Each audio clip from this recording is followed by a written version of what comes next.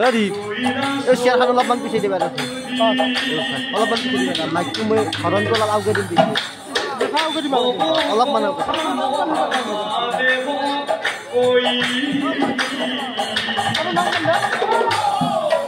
আপুনি এইটো থাক নললে আৰু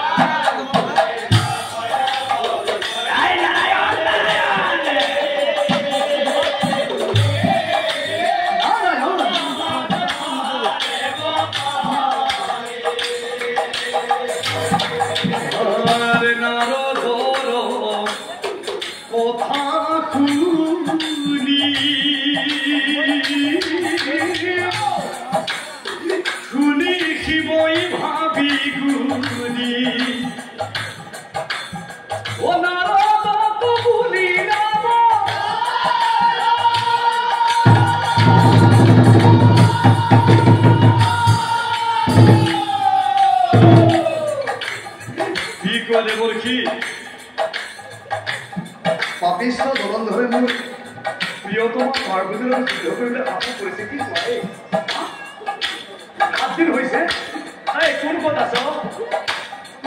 আছ সকলোবিলাক ওলাই আহিব লাগে পাপিষ্ট জলন ধৰে মোৰ প্ৰিয়তমা পাৰ্বতীৰ যুদ্ধ কৰাই নন্দী ৰিংগি কি কোনে দেখিছে কোনে দেখিছে মোক প্ৰশ্ন কৰিছা ভাই দেৱৰ্ষি নাৰদে নিজেই দেখিছে এই মুহূৰ্তত মন্দিৰত প্ৰশ্ন সোধাত বিচৰা নাই দেই এই মুহূৰ্তত মই জলন্ধৰৰ বিধান হোৱাটো বিচৰা নাই কোন ক'ত আছ সকলোবিলাক ওলাই আহিব লাগে জম জখিনী ভূত প্ৰেত পিশাচিনী কোনেও ৰৈ নাথাকিবি মোৰ প্ৰিয়তমা পাৰ্বতীৰ লগত পাপিষ্ট জলন্ধৰে যুদ্ধ কৰি আছে সকলো ওলাই এই মুহূৰ্তত মই জলন্ধৰৰ বিধান হোৱাটো বিচাৰি আছো মোৰ পাৰ্বতীৰ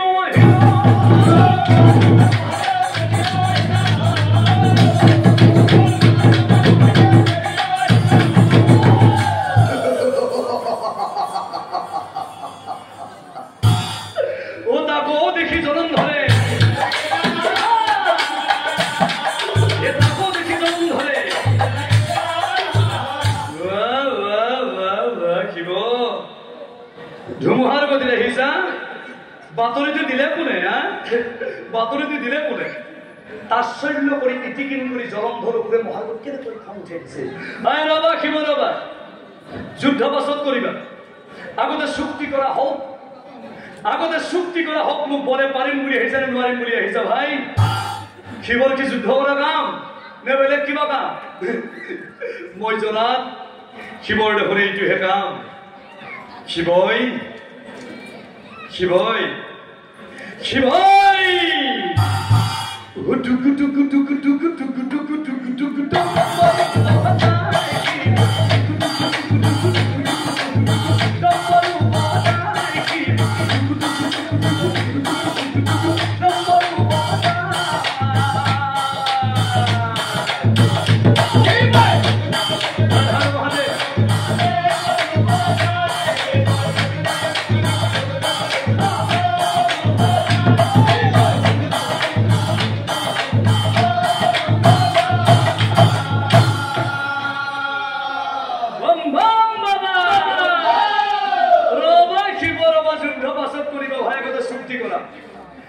চুক্তি কৰা হোক মোক বলে পাৰিবা নে নোৱাৰিবা ও পিন্ধিবলৈ কাপোৰ নাই পিন্ধা পাগৰ চাল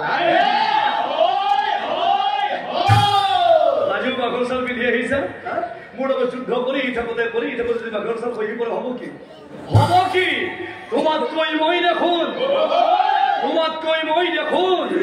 বহু গুণে ভাল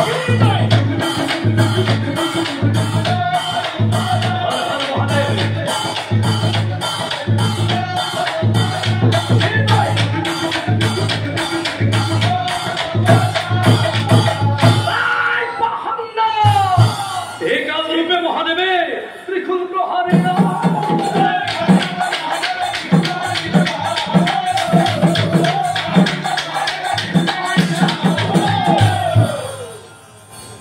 সেই ত্ৰিশূল জলম ধৰে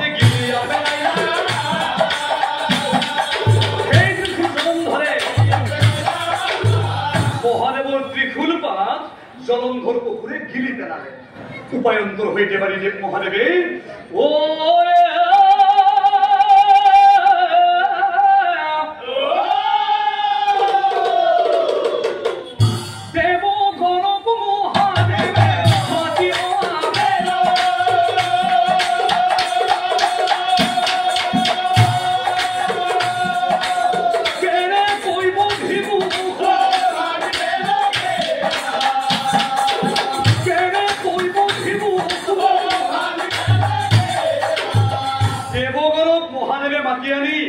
এই জলন্ধৰ অসুৰক কেনেকৈ নিধন কৰিব পৰা যাব তাৰ উদ্দেশ্য আগত ৰাখি তেওঁ তথাতৈয়াকৈ এখন জৰুৰী গোপন বৈঠকৰ আয়োজন কৰি দিলে এই ব্ৰহ্মাই বোলে দেৱগণে চিন্তা নকৰ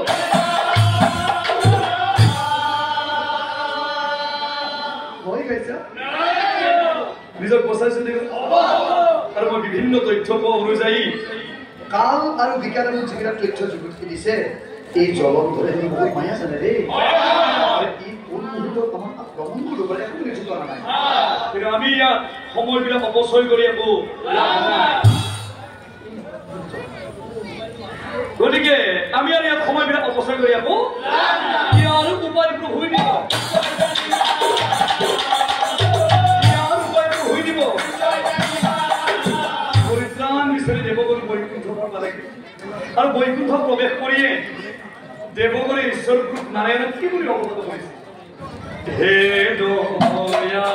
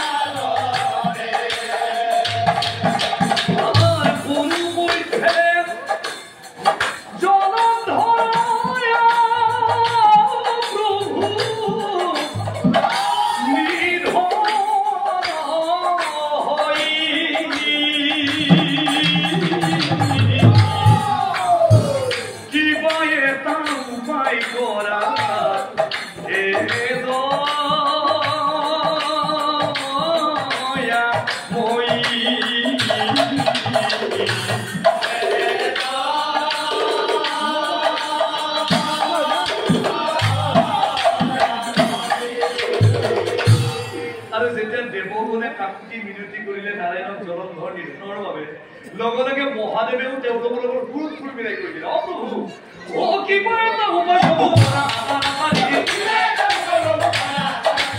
মহাদেৱ জলন্ধৰ নাৰায়ণ দেৱুৰি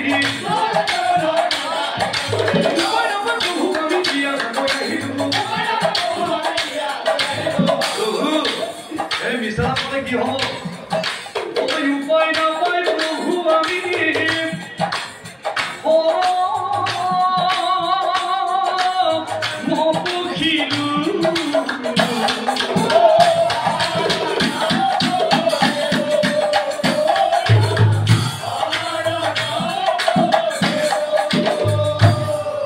আৰু মহাদেৱৰ কাকুতি মিনতি দেখা পাই ঈশ্বৰ গুৰুক নাৰায়ণে হাঁহিলে আৰু ক'লে হে দেৱাদিদেৱ মহাদেৱ উপায় নাপায় প্ৰভু আমি ইয়ালৈ আহিলো বুলিছে তুমি ক'লা তুমি জানো সেই বীৰভদ্ৰক বৰ প্ৰদান কৰা নাছিলা যে কোনো স্থানে কোনোকালে তোমাৰ নহৈব মৰণ আজিৰ পৰা তোমাৰ নাম হোক জলন্ধৰ বুলি তুমিয়ে বৰ প্ৰদান কৰিছিলা ঘৰৰ পাছতে খাল খান্দি তুমি চকীনি জোপাই লৈ দেৱগণ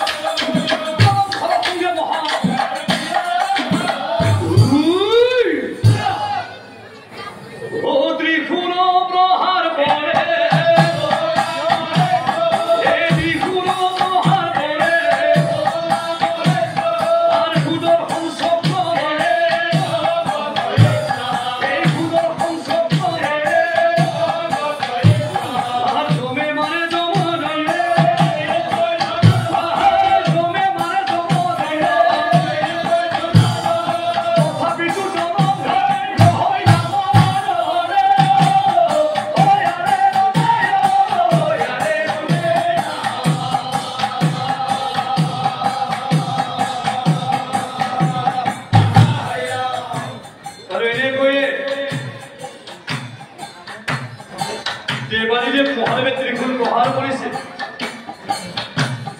সেই ঈশ্বৰ গুৰুক নাৰায়ণে সুদৰ্শন চক্ৰ মাৰি দিছে যমে যমদণ্ড প্ৰহাৰ কৰিছে ইন্দ্ৰই ধনুৰ বাণ মৰাৰ পাছতো সেই জলন্ধৰক নিধন কৰিব নোৱাৰিলে কিহৰ বাবে মহাদেৱৰ পৰা অমৰত্ব বৰ লাভ কৰি জলন্ধৰটো বলিয়ান হৈ পৰি আছিল আৰু এই গোপন ৰহস্যটো ঈশ্বৰ গুৰুক নাৰায়ণক মানে বাকীসকলে গম পোৱা নাছিল কোনো অহা নাছিল সেই যুদ্ধত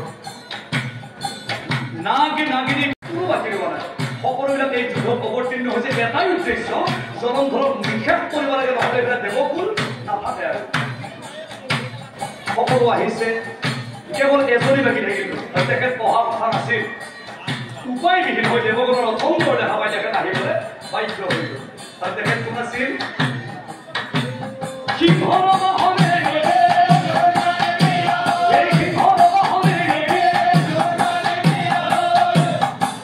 ৰণচণ্ডী মূৰ্তি ধৰি আহি দুৰ্গাই দেৱগণৰ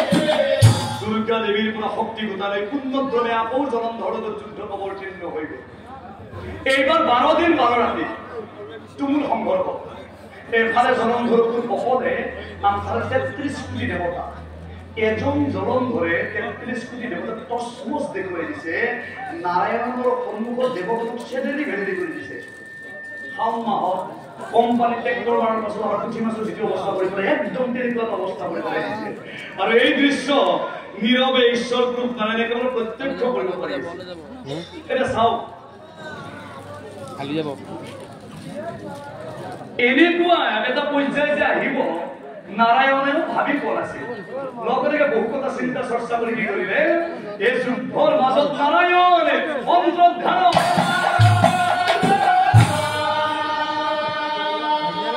তাকো দেখি দেব দেখি দেব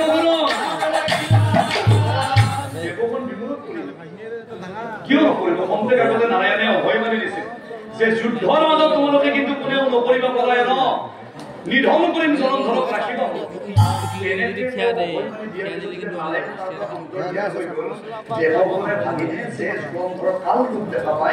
নাৰায়ণৰ ভয় খাই ইয়াৰ কথা পলাই গুচি আপোনালোকে এইটো ভবা কথা আছিল তেওঁলোকে ভাবিছিল ভাবি বহুত কিবা কিবি পাৰি কিন্তু প্ৰকৃততে এইটো নাছিল যে দস্যু বিনাশ কৰাৰ নিমিত্তে অসুৰক নিধন কৰাৰ নিমিত্তে সেই অনন্ত কৌটি ব্ৰহ্মাণ্ডৰ হৰি অধিকাৰী জগতৰ ঈশ্বৰ নাৰায়ণৰ অন্তিম অৱস্থা কি তেওঁ পন্থা হাতত ল'বলগীয়া হৈ গৈছিল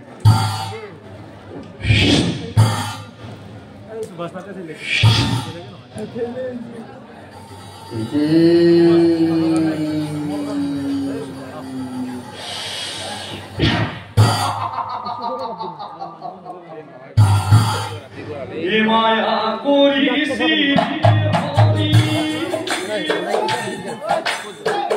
মায়া কৰিছি হৰি জলন্ধৰৰ ৰূপ ধৰি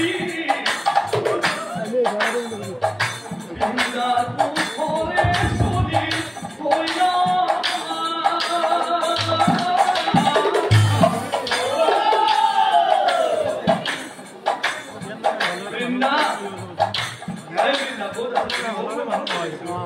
সেইকাৰণে যুদ্ধ ক্ষেত্ৰত বাহিৰে বাহিৰে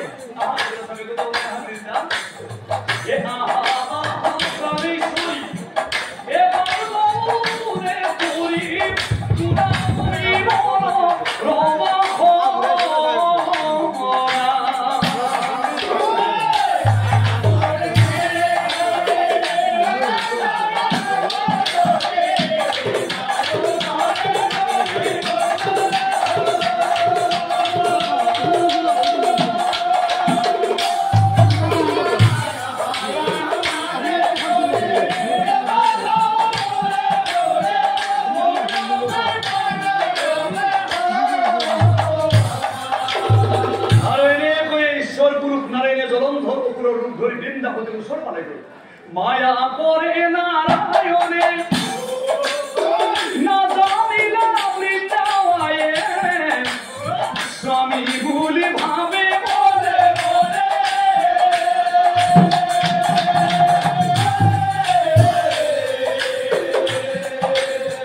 স্বামী বলি বৃন্দায় ভাবিছে মনে মনে স্বামী কুশরে বৃন্দা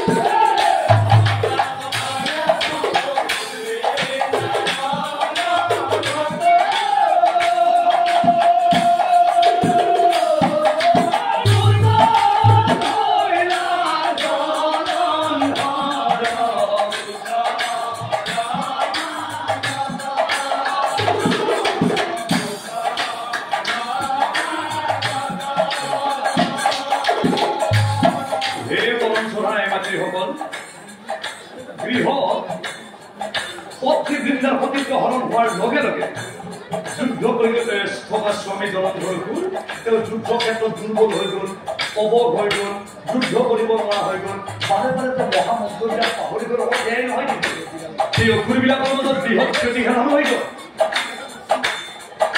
আৰু যত মাৰে অসুৰ আছিল সবে মৰি যায়।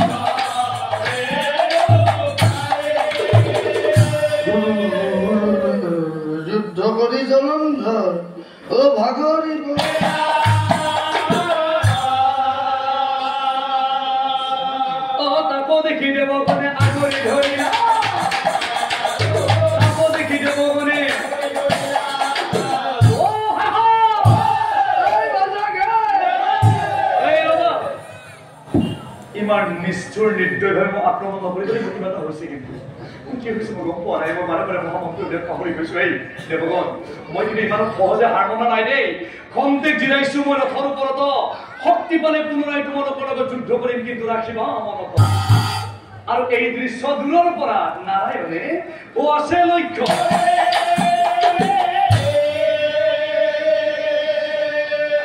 সুদৰ্শনক চাই প্ৰভুই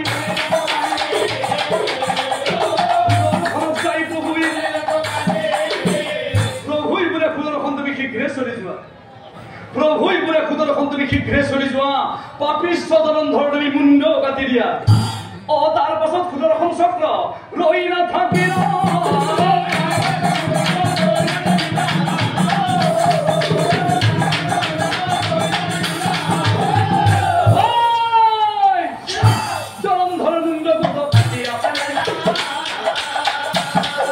জলন্ধৰ মুণ্ড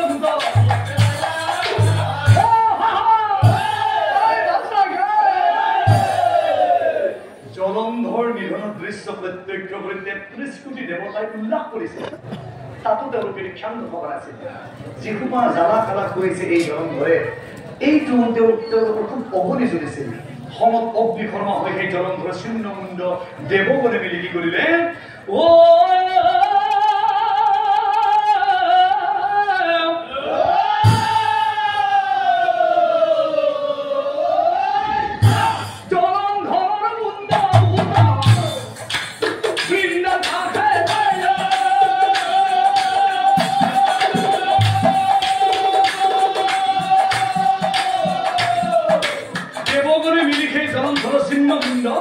পত্নী বৃন্দাবতীৰ ওচৰলৈ পঠিয়াই দিলে।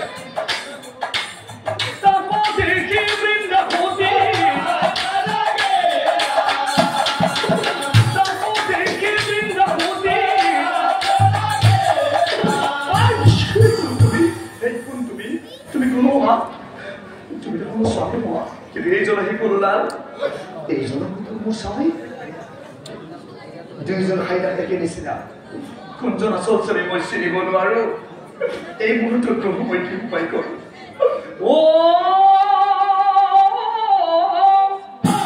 ও জনম দুখী বৃন্দাবতী, জনম দুখী বৃন্দাবতী, কিবা দুখে হইল দুখী,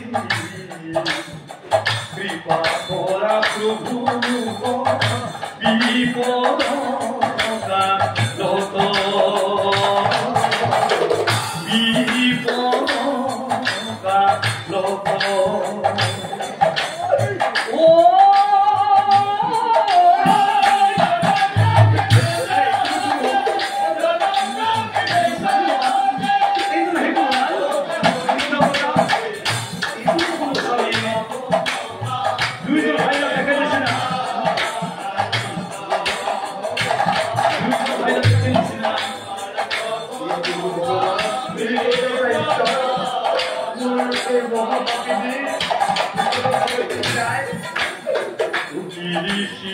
Lola,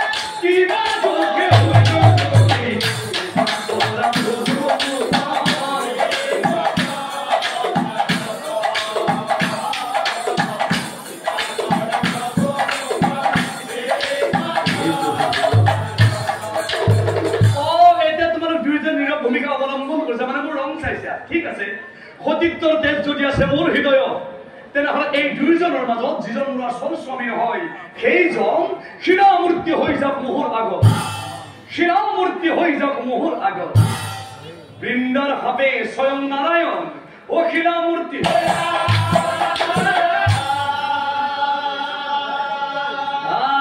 সেইজনে যে নাৰায়ণ বৃন্দাই নাজানি সেইজনে যে নাৰায়ণ আৰু এই দৃশ্য নাৰদ মুনি দেখি পাব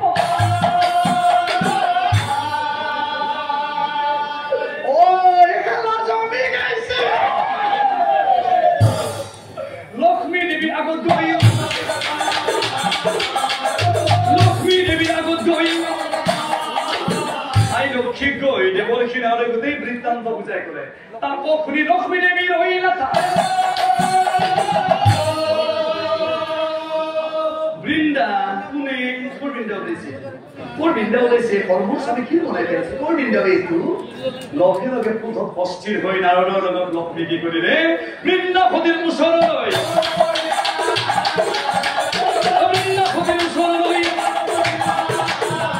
কি দুখে খাদিলা হে বৃন্দাবতী কি দুখে খাদিলা তুমি জগতৰ দিলা অভিশাপ কি দুখে খাদিলা হে বৃন্দাবতী কি দুখে খাদিলা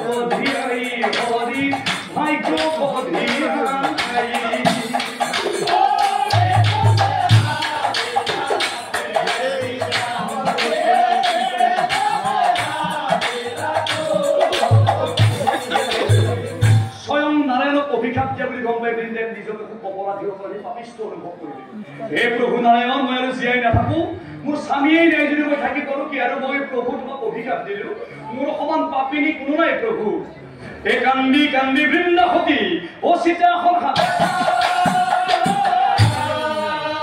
জনম ধৰ মুণ্ডভূত সীতা প্ৰতি জনম ধৰ মুণ্ডভূত অযত্ন কৰি সীতাৰ জুই জ্বলিয়া উঠিল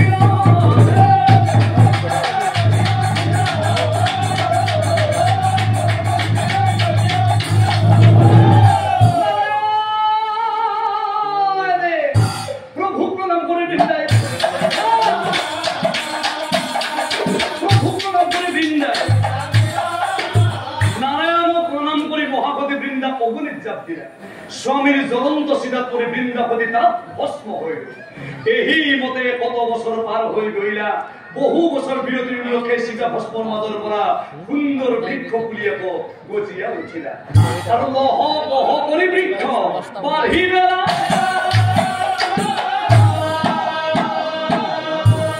আর প্রভু নারায়ণে সেই বৃক্ষ নাম প্রভু তুলসী রাখিয়া,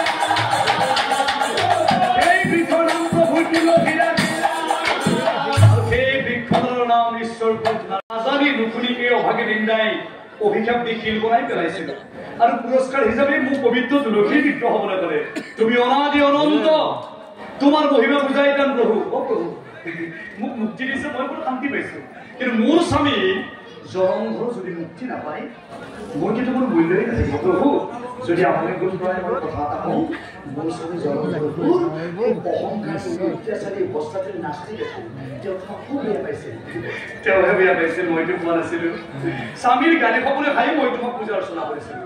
গতিকে প্ৰভু, মোৰ স্বামী জলন্ধৰক মুক্তি দিব। আৰু যদি পাৰে, যদি শব্দ কৈছো যে প্ৰভু যদি পাৰে, মই জোৰ কৰা নাই, অকণমান বিবেচনা কৰি প্ৰভুৰ চৰণত যদি মোৰ স্বামীক স্থান দিব পাৰে, তেতিয়াহ'লে মোৰ জীৱন ধন্য। তেতিয়া সেই পবিত্ৰ তুলসীৰ গছজোপাৰ সৰলতা আকুতি ঈশ্বৰ নাৰায়ণ সন্তুষ্ট হৈ গ'ল। ক'লে, পুৰা বৃন্দা, তোমাৰ স্বামী ভক্তি আৰু সতীত্বৰ গুণত বাৰুকে সন্তুষ্ট হৈ গৈছো, সেয়েহে তুমি পবিত্ৰ তুলসীৰ বৃক্ষ হ'লা। এতিয়াৰে পৰা তোমাৰ পত্ৰেৰে মোক পূজা কৰিব, মই সন্তুষ্ট হৈ যাম। আৰু শুনা, পৃথিৱীৰ মনুষ্যসকলে তোমাক দুটা বৰ্ণত চিহ্নিত কৰিব। যিহেতু তুমি অকলে যা বলা, তুমি ক'লা পৰি গ'লা। স্বামীৰ জ্বলন্ত চিতাত পৰি তুমি যা বলা, তুমি ক'লা পৰি গ'লা। এইহেতু মই দুটা বৰ্ণ হ'ব, এটা ক'লা তুলসী, আনটো বগা তুলসী ৰূপে পৰিগণিত হৈ থাকিব। আৰু শুনা, পৃথিৱীৰ মনুষ্যই প্ৰত্যেক বছৰে কাৰ্তিক মাহত তোমাৰ তলত বন্তি প্ৰজ্বলন কৰিব। তুমি মুক্তি পাবা, তেওঁলোকো মুক্তি লাভ কৰিব। কিন্তু তোমাৰ স্বামী জলন্ধৰক মই কেনেকে মুক্তি দিম জানা? তোমাৰ স্বামী জলন্ধৰকুৰ সমুদ্ৰৰ গৰ্ভত, সমুদ্ৰৰ গৰ্ভত পাঞ্চজন্য শংখ হৈ জনম লভিব, পাঞ্চজন্য শংখ হৈ জনম লভিব। আৰু দাপৰ যুগৰ কুৰুক্ষেত্ৰৰ যুদ্ধত মই তাক ঘূৰাই দিব। দাপৰ যুগৰ কুৰুক্ষেত্ৰৰ যুদ্ধত মই তাক ঘূৰাই দিব। আৰে হি মতে নাৰায়ণে কহিবে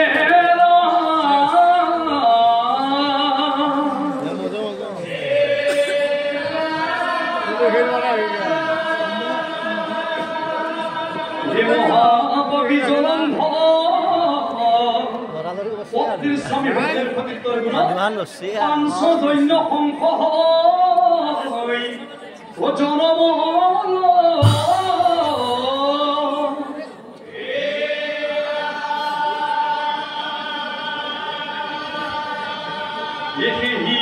শংখ নাৰায়ণে ও হাতে তুলি